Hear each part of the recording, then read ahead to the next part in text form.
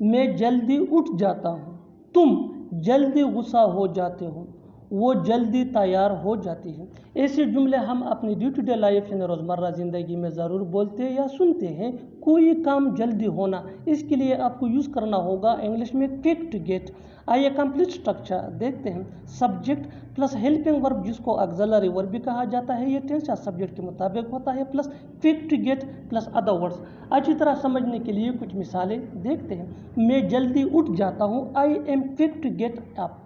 I am quick to get up, तुम जल्दी गुस्सा हो जाते हो, you are quick to get angry. You are quick to get angry, वो जल्दी तैयार हो जाती है, she is quick to get ready.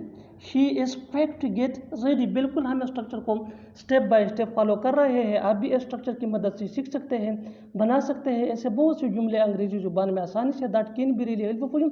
अच्छी तरह समझने के लिए एक और मिसाल देखते हैं। One more example for better understanding. जितना ज़्यादा प्रैक्टिस करोगे उतना ही जल्दी इंग्लिश सीख जाओगे। वो जल्दी समझ जाए। He is quick to get understand.